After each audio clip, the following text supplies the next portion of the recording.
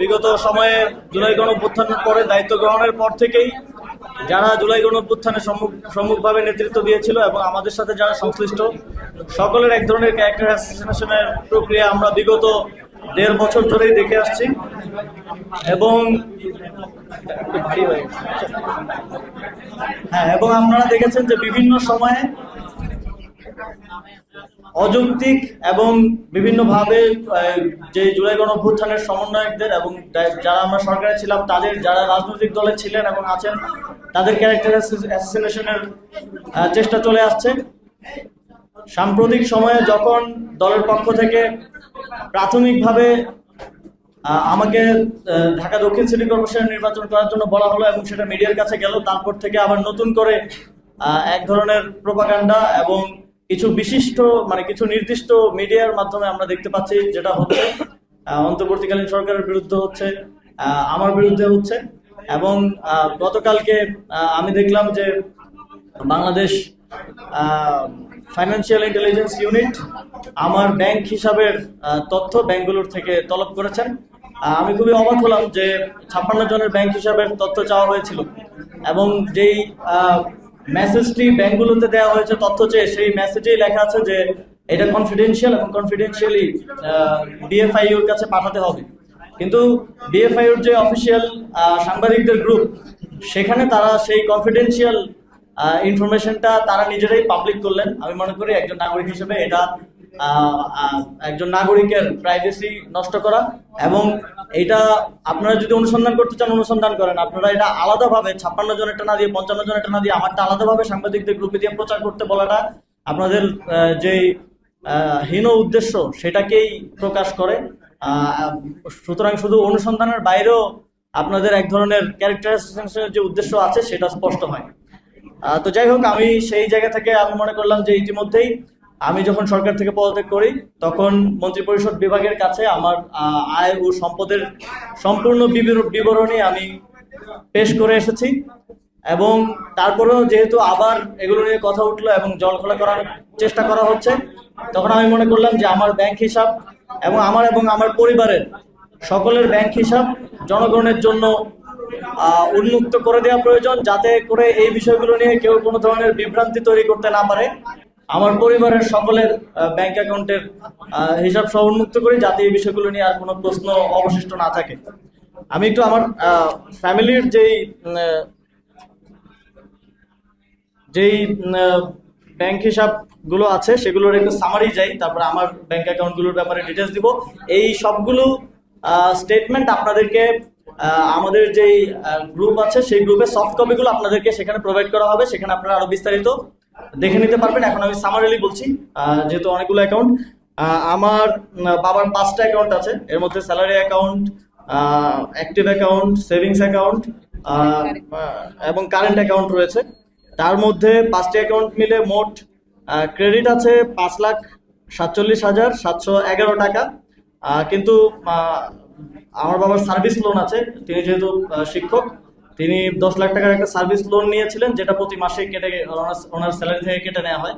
Service loan এখনো payment বাকি আছে 6,39,746 টাকা।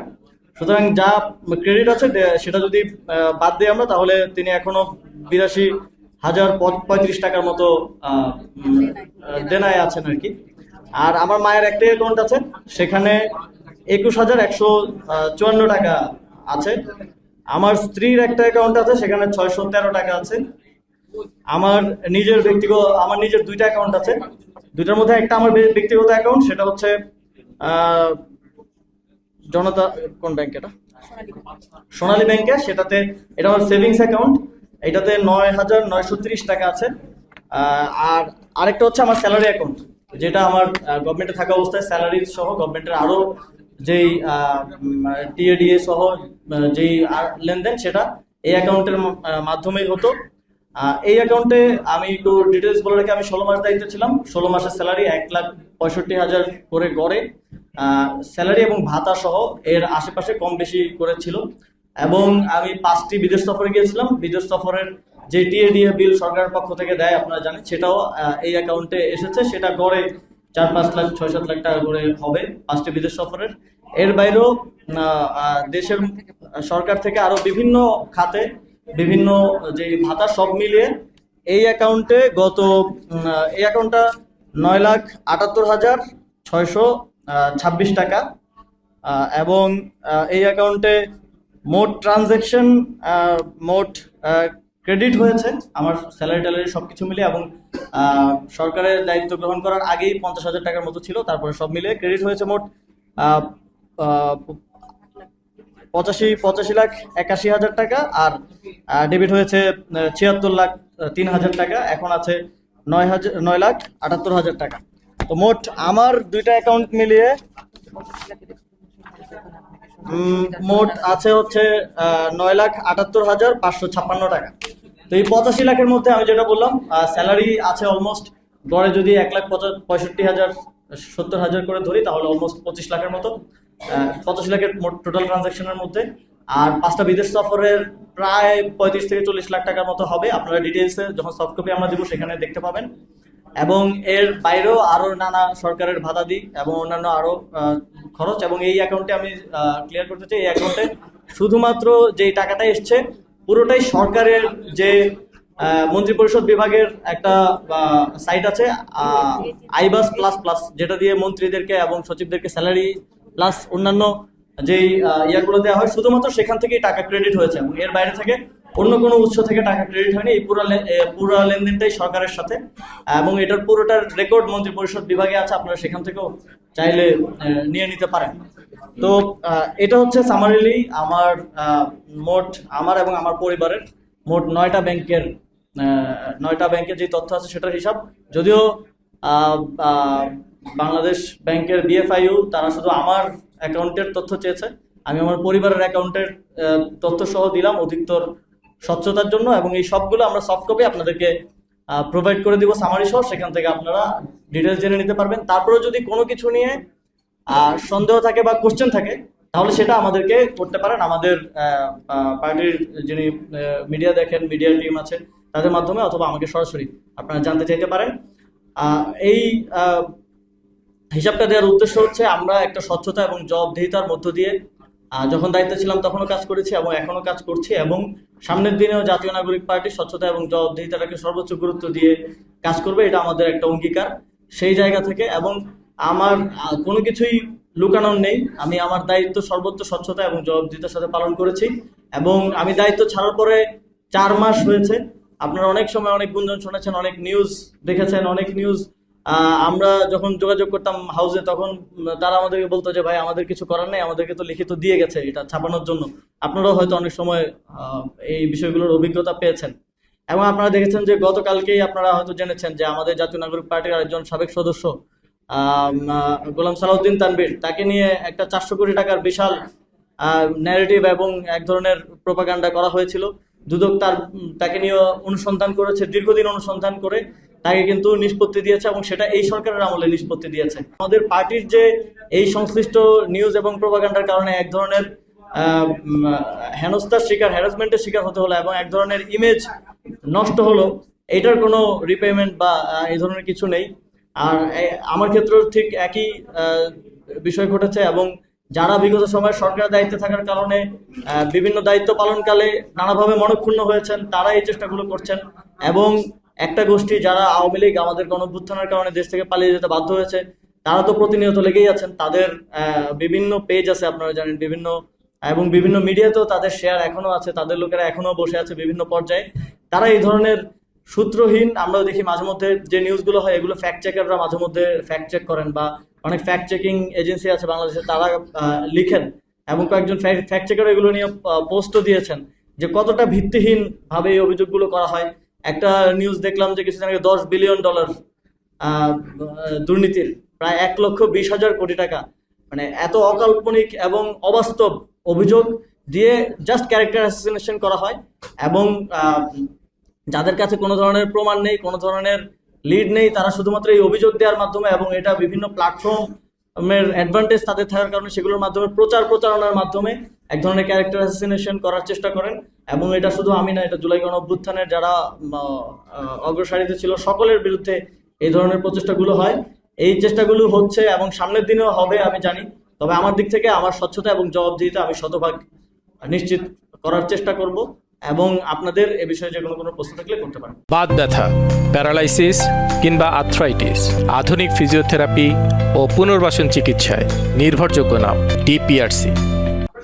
এটা তো সিটি কর্পোরেশনের বিষয়, সেখানে সম্পূর্ণ একটা আলাদা বডি আছে, তারা কাজ করেন, এবং আপনারা জানেন যে সিটি কর্পোরেশন যথেষ্ট স্বায়ত্তশাসন ভোগ করে এবং এই বিষয়গুলোর ক্ষেত্রে চূড়ান্ত সিদ্ধান্তটা তারাই নেয়। এক্ষেত্রে আপনারা যদি মন্ত্রণালয়ের স্ট্রাকচার, সচিবালয়ে যারা কাজ করেছেন তারা জানেন যে এক্ষেত্রে মন্ত্রণালয়ের খুব কম বিষয়ে বলার থাকে। আমরা সরকারের সাথে সেই সময় যখন অভিযোগ উঠেছে এই বিষয়গুলো নিয়ে কথা বলেছি, সরকারও উচ্চ পর্যায় থেকে এই বিষয়গুলো নিয়ে তারা কাজ করেছে এবং কাজ করে তারা সেরকম কিছু পায়নি। আমি এটা একটু আগে বললাম যে নির্বাচনের বিষয়টা সামনে আসার পর থেকে এই চেষ্টাটা হচ্ছে, এবং আমি মনে করি কিছু গোষ্ঠী খুব পরিকল্পিতভাবে এটা করছে। তো ব্যাংক অ্যাকাউন্ট তলব করে এক ধরনের রহস্য তৈরি করার চেষ্টা করছে, না জানি কি আছে ব্যাংক অ্যাকাউন্টে। সেজন্য আমি আজকের মধ্যেই 9টা ব্যাংকের স্টেটমেন্ট আমার পুরো ফ্যামিলির, আমি আজকে সারাদিন এটা কালেক্ট করেছি। আমার ফ্যামিলির লোকজন তারা নিজেরা গিয়ে কালেক্ট করে নিয়ে এসেছেন। আমি পুরো বাংলাদেশের জনগণের সামনেই পরিষ্কার করে দিলাম, যাতে করে কোনো সন্দেহ না থাকে। আমার কাছে গুরুত্বপূর্ণ হচ্ছে আমার দেশের মানুষ, যাদের জন্য আমরা জুলাই গণঅভ্যুত্থান করেছি, যাদের জন্য আমরা দেশের জন্য কাজ করার জন্য রাজনীতিতে জড়িয়েছি, তাদের কাছে পরিষ্কার থাকা। কোন রাজনৈতিক উদ্দেশ্য প্রণোদিত ভাবে কিংবা কোন মিডিয়া বা কোন স্টাবলিশমেন্ট কি করছে, তাদের কাছে পরিষ্কার হওয়ার থেকেও আমার কাছে বেশি গুরুত্বপূর্ণ আমার মানুষের কাছে ক্লিয়ার থাকা। এবং বাংলাদেশের মানুষ এগুলো খুব ভালো করে জানে যে কিভাবে ন্যারেটিভ বিল্ডিং করা হয় বাংলাদেশে। এদেশেই পুরো মিডিয়া স্টাবলিশমেন্টের মাধ্যমে এবং বিভিন্ন এজেন্সির মাধ্যমে আপনারা জানেন যে বেগম খালেদা জিয়াকেও এতিমের টাকা মেরে খাওয়ার উপাধি দিয়ে জেলে রাখা হয়েছিল। এদেশে এগুলো সম্ভব, কিন্তু বাংলাদেশের মানুষ জানে যে সেটা মিথ্যা ছিল এবং সেই ন্যারেটিভ সাকসেসফুল হয় না এই দেশে। সুতরাং আমার কাছে গুরুত্বপূর্ণ হচ্ছে আমার দেশের জনগণ, যাদের জন্য আমরা কাজ করি, তাদের কাছে পরিষ্কার থাকা। সেজন্যই আজকের এই সংবাদ সম্মেলন। আপনারা দেখেছেন আমি পদত্যাগ করেছিলাম। পদত্যাগ করার আগে অনেক জায়গায় সোশ্যাল মিডিয়ায় বিভিন্নভাবে বলছিল যে পদত্যাগ করার পর এটা হবে, এটা হবে, এটা বের হবে, এটা বের হবে। পদত্যাগ করার পর মানুষ আসলে দায়িত্ব গ্রহণ করে সকলের ভালোবাসা নিয়ে, কিন্তু পদত্যাগ করার পর আমি দেখেছি যে অনেকেই পছন্দ করেছেন। আমার বিগত 1.5 বছর 16 মাস আমি দায়িত্ব পালন করেছিলাম, আমার কিছু সফলতা নিয়েও তারা কথা বলেছেন, কিন্তু সেই সময়টাতে এবং আজ পর্যন্ত এই বিষয়গুলো নিয়ে আলোচনা ওঠেনি। ঠিক যখনই মিডিয়ার মাধ্যমে এবং নানাভাবে আমাদের পার্টির যে একটা প্রাথমিক সিদ্ধান্ত ঢাকা দক্ষিণ সিটি কর্পোরেশন আমাকে মেয়র প্রার্থী হওয়ার বিষয়ে, সেই সিদ্ধান্তটা যখন বাইরে গেল, তখনই এই প্রোপাগান্ডাগুলো আবার নতুন করে শুরু হলো। আবার অনেকে এগুলোতে হাওয়া দেওয়া শুরু করলো, এবং আপনারা দেখেছেন কিছু নির্দিষ্ট হাউস থেকে এবং কিছু নির্দিষ্ট মিডিয়া থেকে যাদের মালিকরা প্রশ্নবিদ্ধ, তাদের থেকেই এই ধরনের চেষ্টাগুলো বেশি হচ্ছে। আমি খেয়াল করে দেখেছি যে যেই দায়িত্বশীল যে গণমাধ্যমগুলো আছে তারা কিন্তু এগুলো কভার করছে না, এবং কিছু যেই নির্দিষ্ট যাদের এজেন্ডাই এই গণঅভ্যুত্থানকে প্রশ্নবিদ্ধ করা, এই আইনসিপিকে প্রশ্নবিদ্ধ করা, এবং নানা সময় তারা সেটা করে এসেছেন, এটা করা হচ্ছে। এবং আমরা দেখেছি যে গতকালকে যে ব্যাংক হিসাব তলব করা হয়েছে, সেটা আমরা জানতে পেরেছি যে মোট 56 জনের ব্যাংক হিসাব তলব করা হয়েছে। সেখানে এই সরকারের আরো কয়েকজনের ব্যাংক হিসাব তলব করা হয়েছে, কিন্তু এককভাবে আমারটাই আলাদাভাবে তারা তাদের গ্রুপে দিয়ে প্রচার করতে বললেন। তারা যদি সত্যিকার অর্থে অনুসন্ধান করতে চান, অনুসন্ধানটা তারা করতেই পারেন এবং সেটা আপনাদের সামনে উন্মুক্ত করতে পারেন, কিন্তু ব্যাংক হিসাব তলবের জিনিসটা আলাদাভাবে নিউজ করতে বলা, গ্রুপে দেয়া, শুধু একজনেরটা দেয়া, এটা তাদের যে হীন উদ্দেশ্য ক্যারেক্টার অ্যাসাসিনেশন করার, সেটাকেই স্পষ্ট করে। দুদকে যে অভিযোগ দায়ের করা হয়েছে সেটার বিষয়ে আমি শিওর না, তারপর আমি কিছুটা কন্টেন্ট জানতে পেরেছি। সেখানে কথিত সাকিব আল হাসানের ভক্তদের একটা গ্রুপ গিয়ে অভিযোগ দায়ের করেছেন 1000 কোটি টাকার, এবং সম্ভবত সেখানে তারা লিখেছেন সাকিব আল হাসানকে দেশে খেলতে না দেওয়ার কারণে বাংলাদেশের 1000 কোটি টাকা সমপরিমাণের ক্ষতি হয়েছে, এবং সেইটার দুর্নীতির দায় আমার উপরে দিয়েছেন।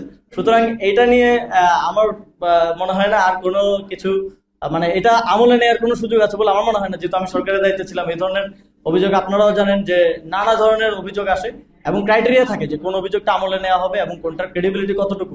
এবং কাউকে খেলতে না দেওয়ার কারণে ওনারা ধারণা করছেন যে দেশের 1000 কোটি টাকার মতো ক্ষতি হয়েছে।